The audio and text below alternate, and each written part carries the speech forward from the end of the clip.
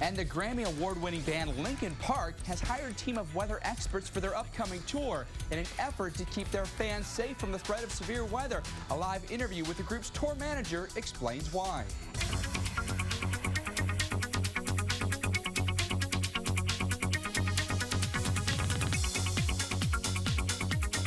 We got some pretty cool stories for you. That we do. We're talking to the tour manager of Linkin Park because they're hiring a meteorologist. And I was saying, if any, big tours need me to be the meteorologist, I'll offer up my skills for you.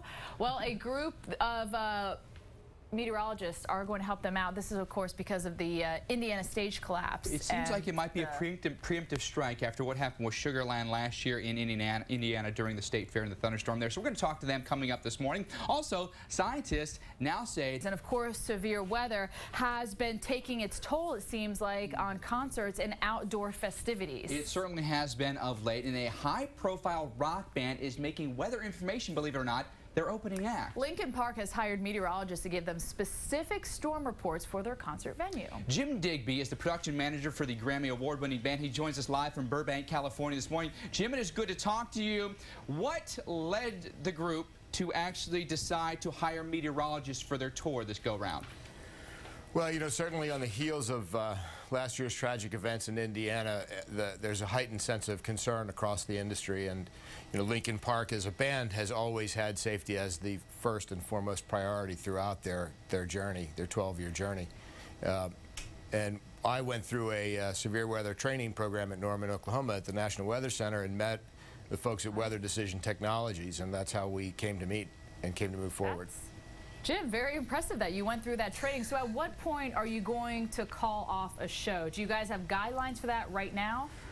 Well, that's the unique structure of what we've been able to do with WDT. We've set up trigger points that we believe are good baseline for the industry.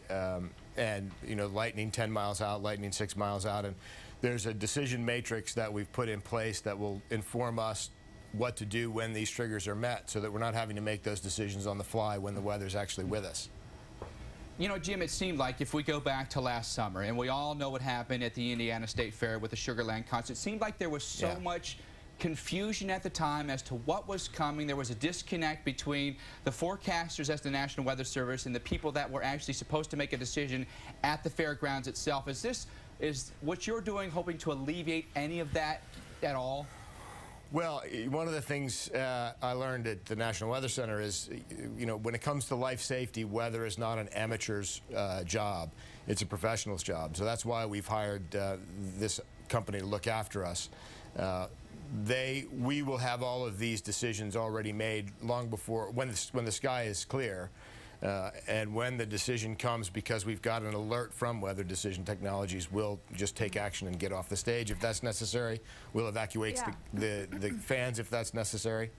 And Jim, I don't know if a lot of our viewers know this, but Linkin Park actually has a non-profit to help storm victims. Tell us about that. That's right. That's Music for Relief.